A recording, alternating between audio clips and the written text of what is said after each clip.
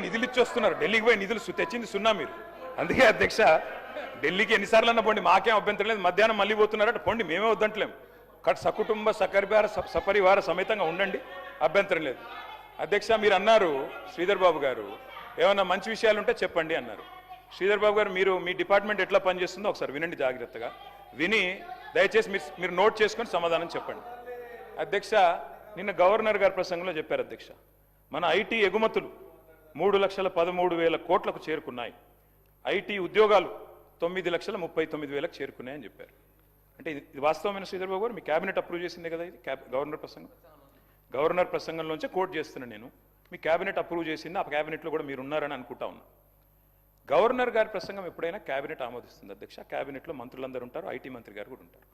వారు ఇచ్చిన ఫిగర్ అధ్యక్ష ఇది 3,13,000 కోట్లు ఏది ఎక్స్పోర్ట్స్ అని, 9,39,000 ఉద్యోగాలు.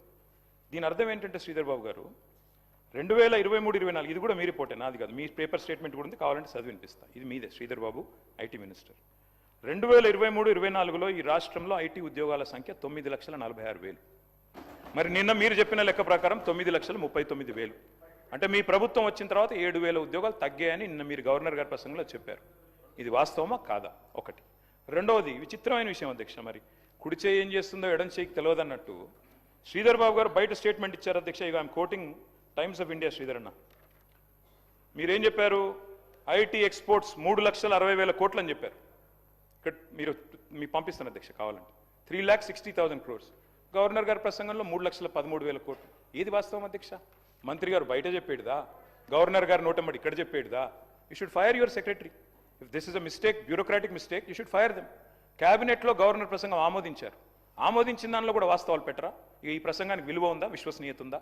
అంటే 7,000 ఉద్యోగాలు ఐటీ ఉద్యోగాలు మీరు వచ్చాక తగ్గాయి అని మీ ప్రభుత్వం, మీ గవర్నర్ గారు నిన్న చెప్పారు. ఇది వాస్తవమా కాదా? దయచేసి నోట్ చేసుకోండి, చెప్పండి. తగ్గిలేదు, పెరిగినాయి, మాదేదో తప్పు జరిగింది, తీసి పారేయండి. ఐటీ సెక్రటరీ ఎవరున్నారో తీసి అవతల పాడేయండి చెత్తబుట్లు. అధ్యక్ష ఇంకో మాట అధ్యక్ష, మీరు చెప్పారు పెట్టుబడుల వెల్లువ 1,00,000 కోట్లు, 7,00,000 కోట్లు, 8,00,000 కోట్లు. అసలు మేము అడ్డం వచ్చి చక్కెర వచ్చి అడ్డం పడేంత ఇన్వెస్ట్మెంట్లు చెప్తున్నారు అధ్యక్ష. మేము నిజమేమో అనుకున్నాం అధ్యక్ష. ఇది గవర్నమెంట్ వెబ్సైట్ శ్రీధర్ బాబు గారు, గవర్నమెంట్ వెబ్సైట్ ఇది, టీఎస్ ఐపాస్ వెబ్సైట్. మీరు చెప్పే మాటలేమో కోట్లు దాటుతున్నాయి అధ్యక్ష. ఎట్లునే అంటే ఒక్క గ్లోబల్ సమిట్లోనే 5,75,000 కోట్లు వచ్చినాయంట అధ్యక్ష.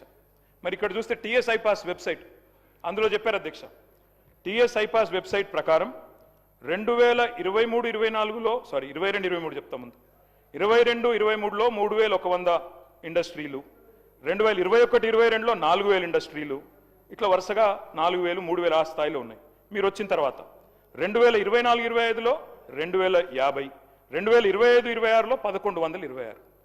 మాటలేమో కోటలు దాటుతున్నాయి, లెక్కలు చూస్తే మరి ఇది ప్రభుత్వ వెబ్సైట్, నా కవిత్వం కాదు, నాది కాదు. You should fire the people who are doing these mistakes. Sridhar Babu గారు మీరు మా మీద ఒంటికాలతో లేవడం కాదు. దయచేసి మీ డిపార్ట్మెంట్లో మీ గవర్నర్ ప్రసంగంలో ఎన్ని తప్పుల తడకగా రూపొందించారు, దానికి ఏం విలువ ఉంది, ఏం విశ్వసనీయత ఉంది? ఇందాక మీరు లేరు శ్రీధర్ బాబు గారు, మీరు బయట ఉన్నారు. నేను అడిగాను 2023 గవర్నర్ ప్రసంగానికే దిక్కులేదు, ఆ రోజు ముఖ్యమంత్రి సంతకం పెట్టిన ఫైల్కే ఇంతవరకు పత్తా లేదు, ఇంకా ఈ ప్రసంగానికి ఏం విలువ ఉంటుందని నేను అడుగుతున్నా.